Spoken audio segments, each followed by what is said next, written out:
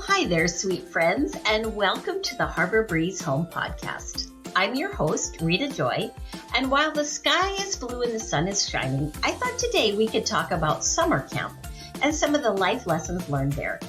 And side note, I've often found the term lazy days of summer to be quite hilarious. Clearly, whoever coined it never worked full-time at a camp or as a farmer. If you find yourself in either of those professions, you'll find there's not a thing lazy about the days of summer. That's a bit of a side note. Let's get on with today's story. I was introduced to the art of camping in the woods at the ripe old age of 22. If you listened to episode 2, you might remember that my husband's first career choice was camping, as in the kind of camping like a year-round retreat center and summer camp. My career choice was to be a homemaker, and I figured I'd do the very best that I could do in that career wherever my husband's job took him. So, much like Naomi in the Bible story, I said, wherever you go, I will go. Your people will be my people, and your God, my God. Even though camping in the woods, or camping in general, wouldn't probably be considered one of my special gifts or talents, as we neared our first wedding anniversary, I found myself packing away the contents of our cute little duplex and heading off in our giant blue Ford Granada to a camp here in Canada. Armed with complete camping naivety and a big dose of adventure and willing spirit, I was blissfully unaware of what full-time camp work would actually be like. Keep in mind, I grew up on the prairies of Montana as a farmer's daughter. Summertime meant long, hard days on the field for my dad. Mom worked in the garden and spent time canning and taking dinner out to the men in the field. And me? Well, I remember spending many hot summer days at our town pool until I was old enough to land my first job flipping burgers and swirling cones at the local Tasty Hut. Never do I ever remember taking a summer vacation with my whole family anywhere, let alone camping in the woods. I did, however, usually attend a summer camp for a week in South Dakota somewhere, but it had cabins and wash houses, so it didn't really resemble camping in the woods in the traditional sense. The camp where we went to work was a very large operation.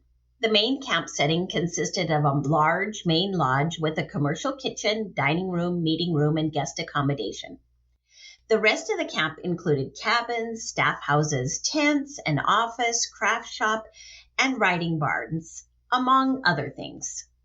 Summer camp was the busiest time of the year at the camp, for obvious reasons. There were day camps, kids camps, and family camps, harbor camps, sailing camps, and ranch camps. The place was like a beehive of activity with campers and staff members coming and going, taking part in activities like horseback riding, archery, crafts, sailing, rowing, hiking, and canoeing. Staff training was a wild ride for me that first year. Here I was, a newlywed with a homemaker's dream, trying to figure out how to do things like teach canoeing class on the ocean. I chose canoeing as the activity I wanted to learn to teach, as I figured since I could swim, that would be an obvious good choice, right? Wrong. Turns out this Pacific Ocean water is much colder than the town pool in Montana, and once I jumped in to practice a canoe-over-canoe rescue, I realized I was far more a detriment than a help.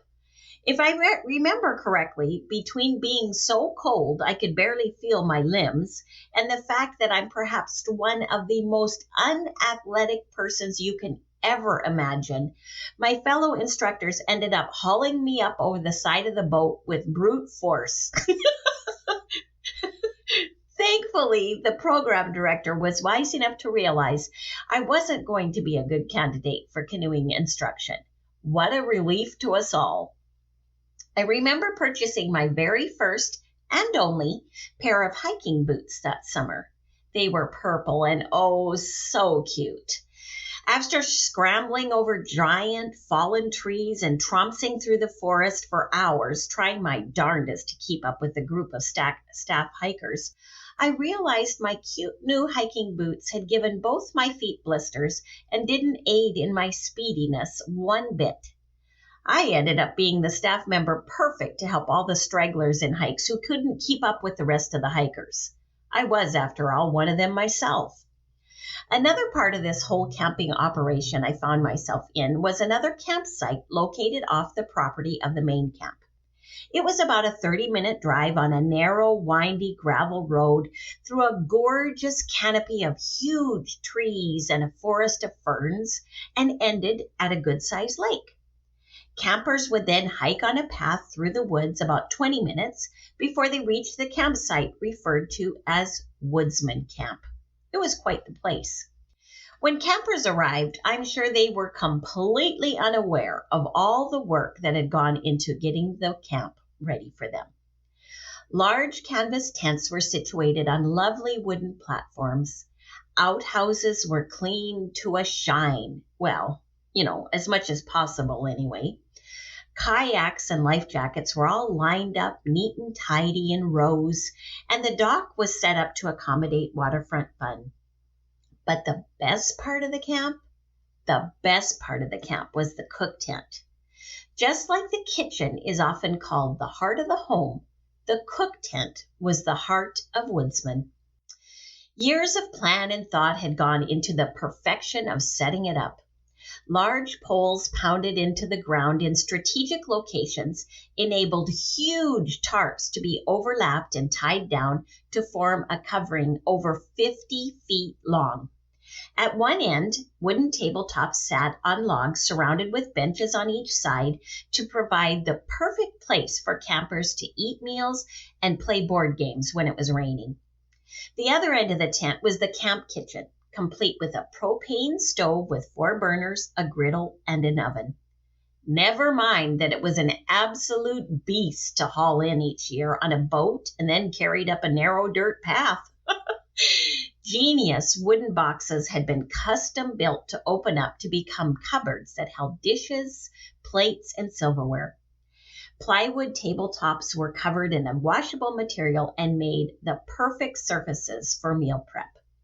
A separate tent was the pantry, and shelves along the back were where supplies were kept that were used for camp all summer long.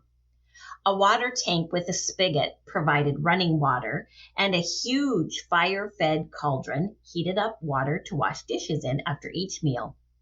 Oh, my stars and garters, I'd never seen anything of the like in my life. After about 2 weeks of staff training, my husband and I needed to start in our roles as leaders of the summer teen camp program. The first week was spent out at the Woodsman camp. We honestly didn't really have a hot clue what the program was yet, and laugh now at that very first week of camp with those really sweet kids. I quickly learned that if I wanted my daily shower, I just needed to go for a swim in the lake. And since I love to shave my legs every night, I learned how to do that in the lake too. Thankfully, there were people all around us who were absolute masters at this camping thing. I watched them like a hawk so I could learn. I learned things like how to string up a line in the trees to dry wet swimwear and socks, and that putting vinegar on swimmer's itch kind of takes the itch away. The camp director at the time patiently led us through the routines and traditions so that we could look like we knew what we were doing as we were leading the kids. A metal triangle was a dinner bell that called all the campers together for mealtime. It was also the signal for calling the kids together for any activity of the day. And there were all kinds of activities to keep them busy and out of trouble. Games in the woods, hikes up the bluff, canoeing on the lake, exploring caves, Mission Impossible, and fireside. Fireside was always a special time. One of my favorite memories is sitting around the fire or even laying in my tent, listening to the kids play guitars and sing songs under the canopy of stars. The Bible says that creation is one of the ways that God shows himself to us, and being out at Woodsman was a place where his voice called out all around. He showed himself in the rustle of the leaves on the trees as the wind blew. He showed himself when we stood on the tippy top of the highest bluff and looked down at the breathtaking scene of a crystal blue lake surrounded by trees. And he showed himself as kids and adults told stories around that fireside of how he had worked in their lives and shown how much he loves each one of us, no matter what age or stage of life we're in. Summer camp was a place where lots of life lessons were learned. Our program was called a leadership training program, and one of the first lessons I learned was that in order to be a good leader, you first have to learn how to serve others well.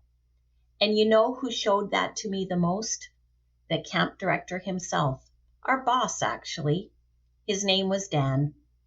As a man with an infectious personality, his favorite Woodsman camp attire consisted of denim shorts, cut-off rubber boots with red wool socks sticking out the top, and a plaid flannel jacket over a t-shirt to take away the morning chill. After breakfast, while the kids were out having all their hilarious fun, he had a routine most people were unaware of. He'd quietly head to the back of the cook tent and grab the outhouse cleaning supplies and go around to each one of those outhouses and clean them up. The other people who modeled the life lesson of service with a smile were the women and men cooking in that outdoor kitchen. They were such a joy and delight. They planned, organized, cooked, and baked their hearts out. Meals eaten out in the woods after you spent the day outside running and swimming in the lake tasted extra special good, and their meals were out of this world spectacular. Lasagna, roast beef, pancakes, ham and scalloped potatoes. It was incredible. Did things always go as planned? Absolutely not. But as they had to pivot and dodge when things didn't go as planned, I watched them react calmly, usually with a sense of humor, and move on to Plan B. I observed the cooking operation of that Woodsman camp kitchen for years. My husband was in charge of the teen program for 7 summers, and each summer started with a week of camp in the woods. As our boys joined the family, they would sometimes come out and sleep in a tent with us too. I have pictures of them getting baths in little wash tubs as babies and jumping on a jolly jumper attached to a log of the cook tent. Unlike me, they actually grew up at camp. Many years after that very first outdoor camping experience for me, it became my responsibility to get that Woodsman camp kitchen set up for the summer. Hours and hours of preparation went into planning menus, ordering supplies, and making checklists to make sure nothing was forgotten. One of my most treasured items in that camp supply list was a humble plastic recipe box. In it held the recipes of many people who had cooked out at the Woodsman camp over the years. Patty's sunshine muffins with blended orange peels, Irene's blueberry muffins with buttermilk, and John's cowboy cookies are just a few I can remember being in there. Eventually, I started going out as the cook for the first week of summer camp out at Woodsman. I have so many memories of getting up early and walking on the path through the trees to get breakfast started for a group of hungry kids. Dear friends came and helped get all the tasks done, and we had so much fun working together. I remember one recipe stood out as a favorite of the campers, staff, and our kids. In fact, my kids loved it so much, I copied it down to take it home with me. Butterscotch brownies. It was a simple recipe that could be mixed up in one bowl with a wooden spoon out in the middle of the woods. They were ooey and gooey and studded with chocolate chips. Just the other day, our youngest son, who's now 25, came home to visit and had one request. Mom, could you make those Woodsman butterscotch brownies? So I did. As I stood in my kitchen stirring up that sweet, sugary batter, it reminded me of the place that taught me so many life lessons and where I met so many precious friends. And while I was at it, I decided to photograph the process and steps and write down the recipe for all of you too. You can find the recipe linked in the show notes if you'd like to try baking the famous Woodsman Camp butterscotch brownies. They make a 9 by 13 inch pan, and if you don't want to eat them all up right away, it's hard to leave them alone, I'll warn you. They freeze beautifully. You can make them ahead to have for school lunches, dessert, potlucks, or even take them on a camping trip in the woods. I hope you enjoy them as much as we do. Thank you for joining me here today on the Harbor Breeze Home Podcast. And if you'd like to get more tried and true recipe ideas delivered right to your inbox, be sure to sign up for my recipes newsletter list. I'll link it in the show notes to make it easy for you. Have a great week, sweet friends. Toodaloo!